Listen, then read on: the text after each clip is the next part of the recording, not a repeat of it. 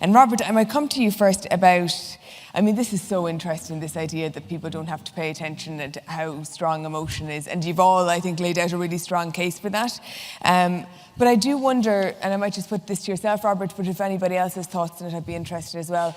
Is that possible for every product, or does it depend, you know, on the product that you're trying to sell, that maybe emotion isn't appropriate or isn't suitable to, you know, what you're trying to sell, like shipping containers, for example? You know, can you bring emotion to it? Absolutely not. You can use the point about emotive content, and I mean, you made the point very well. Is that there's a huge variety of it.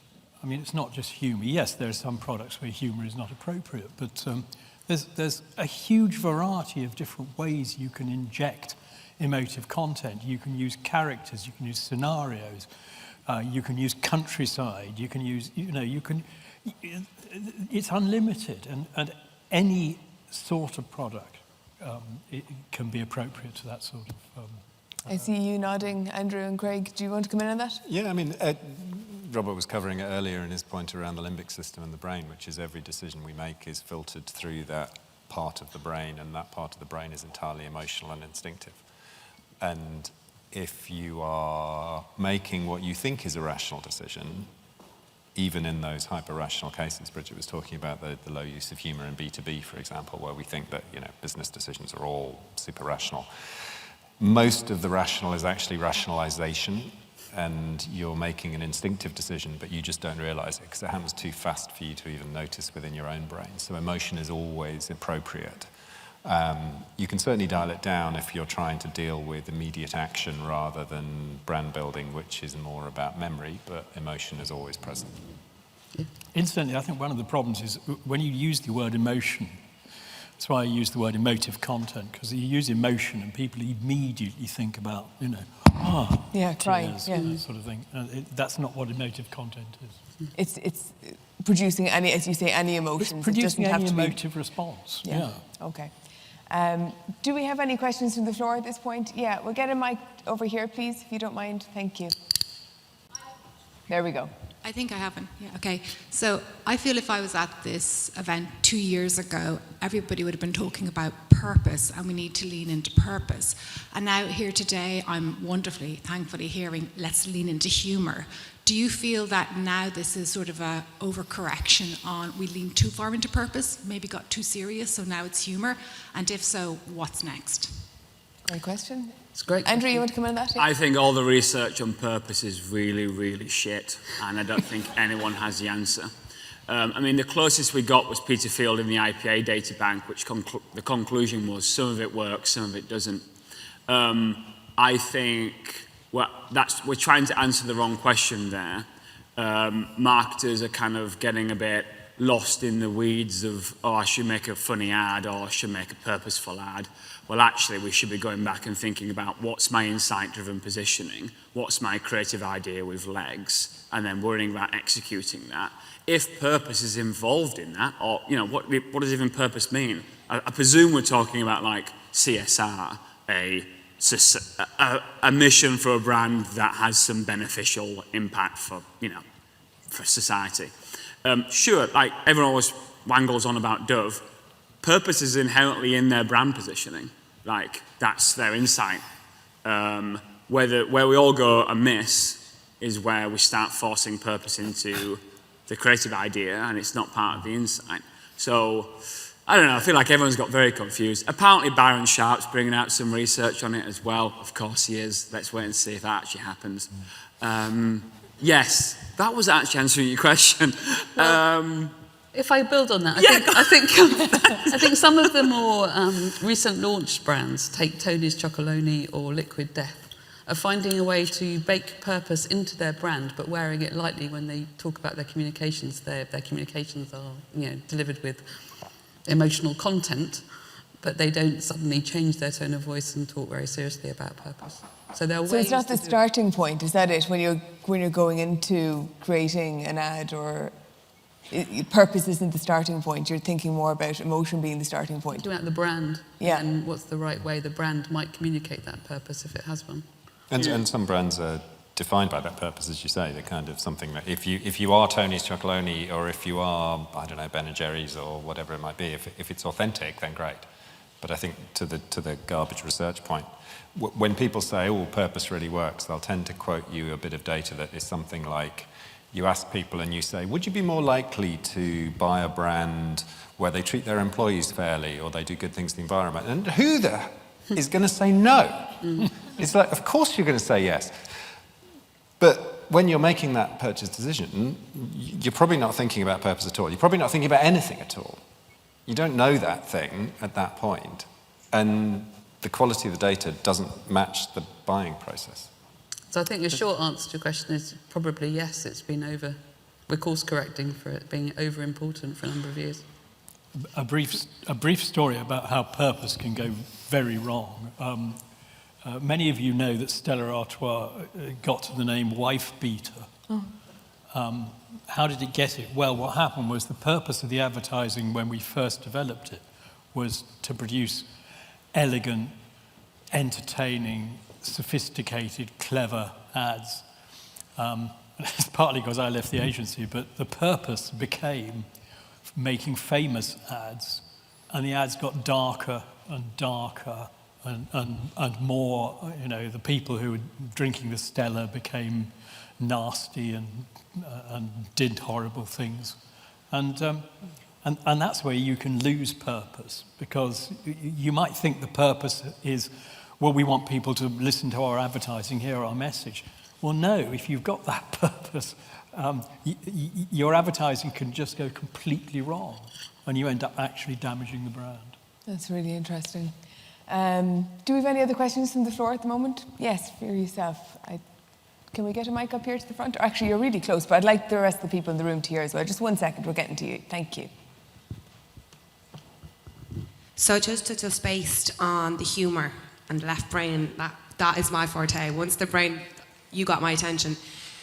Irish humour. It took me 20 minutes to get your attention. No. But like for me, it's like I was like this, the whole get me on stage. I just came back from travelling, and I've seen all different cultures, and our humour in Ireland is very like a stick out like a sore thumb. However, when it comes to ads, certain people don't understand us. When I say certain cultures, for example, the Germans probably won't find it humorous. Let's face it. So how can you? Because I'm thinking about larger aspects of things. So how can we, Irish people, let's say, if we're using an Irish ad, but we want one global, how do we tick the boxes, not to accommodate everyone, but to almost make that ad successful on a radio, for example? Very complex, I know, we're on the same level. Well, for everyone, but just because you did touch on the left and right brain hemisphere. So, multiple things going on there. One, so just to clarify your question, it is Irish-made ads being a global success and using humour to do that. Is that correct? Yeah, but I'm saying because of, for example, Germans have this whole they're very stern and they don't laugh, or the French they're very into their cultures. So how, let's say, just coming from Ireland, how as a radio ad, how can we take all the boxes that we get their brains from left to the right hemisphere and both ways? So what would be the right approach to tick all boxes, thinking largely? Framing it as showmanship and what I've called right brain creative features here, but you could just call them broad beam features or showmanship, because left and right might wind people up in some cases. A key part of that is cultural references. So your work pulling references from art and culture beyond your advertising, because then you become a brand that's relevant and alive. Like the danger would be a brand becoming an icon, which would be Dusty.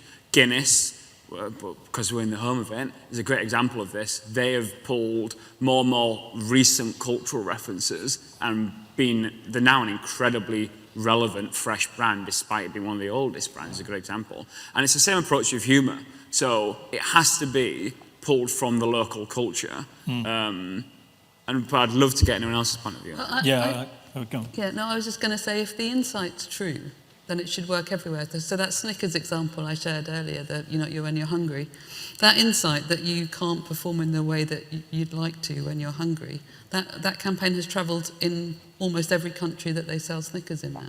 because everybody can relate to that insight. Yeah. The humour, the way that you might deploy it might change by the local nuances, the cultural references, but that core essence of the idea travels everywhere if you get the insight right. I would say as well, all my evidence of having travelled around the world suggests that Irish culture does travel remarkably well.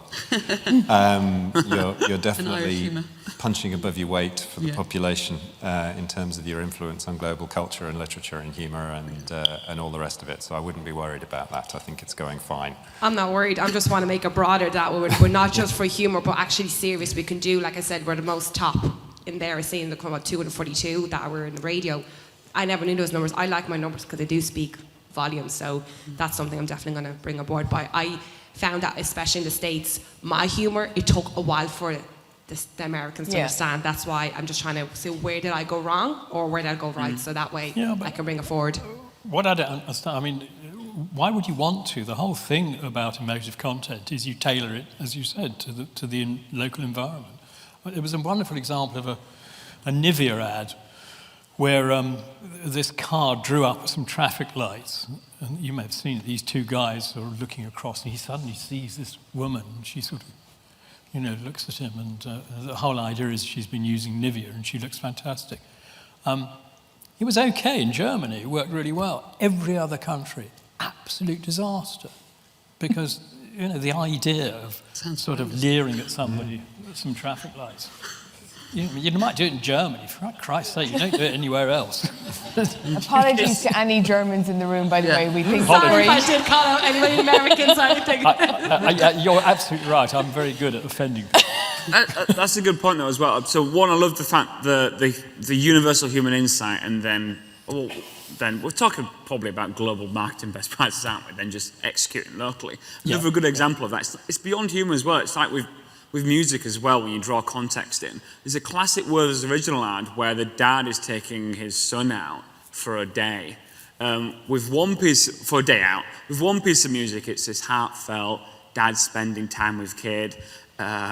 It's beautiful. Another piece of music, it looked like they were on day release, and the dad was like, just got out of prison. So it's not just humour, it's about pulling in wider cultural context. And music is brilliant, because music works in practically every country of the world. So. Okay, we have time for one more question, folks. If there's anyone who has a burning question out there that you want to get to. Yes, we'll get to yourself. Over here, please. Sorry. When looking at ads that work well... Who did I get? Sorry, it's Johnny from Senate.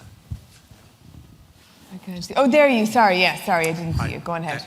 When looking at ads that work well with low levels of attention, is that a universal rule, or does it work better for low involvement categories like, say, washing detergent?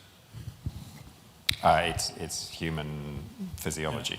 It's not culturally specific in terms of how that works, as far as I'm aware. I've certainly not seen any data that suggests it's culturally different. No, not at all. There are cultural differences, but people's brains, I think, pretty well work exactly the same way all over the world. I think the only interesting exception around it that I did see some data on a while ago was when previously communist countries opened up to advertising and commercial messaging. And there was a heightened degree of attention, of course, because of the novelty. So that period in probably the mid-90s, I guess, or late 80s, when suddenly advertising appeared in, East Germany and Russia, etc. There was definitely a short period when there was a heightened level of attention, and there was novelty and interest and excitement and confusion about all of this, but it did dissipate fairly quickly once the novelty moment had passed. And Byron Sharp has looked across category, because some of his work got criticised as being too, FMCG and potentially low-level involvement. So he brought out his second book, looking at luxury and other categories, to prove that exactly the same principles held true. I'd add I love what Karen Nelson-Field is doing on attention, and I think when we say low attention, we need to be careful, because there's multiple types of attention, mainly passive and active. And when you're choosing a media channel, and there's various options, so like out of home's a good example of passive attention, but so is Pinterest, because it's essentially digital out of home. If you're ever on Pinterest, you've got multiple pins on a screen. One of them might be an ad. It's essentially out of home of the internet, like digital display. So when you've got passive attention, the more and more data I see, it's about keeping big brands big. I think it's very difficult to build new memory structures without active attention. So that's where media channels like TV, or YouTube, radio, if you have the right creative, that's powerful. That's where you can start building brands. And I think where we did go wrong with digital is that it's a lot of passive attention. And that's where you really struggle to build brands there. So just saying something's low attention or not, I think we need to go a little bit deeper into what kinds of attention you can do, because there's also evidence that if you don't get more than 2 seconds of active attention, you don't really build any mental availability, which is crucial for long-term brand building. All of which is explained as seducing the subconscious, incidentally. Well, I'd have pushed my book.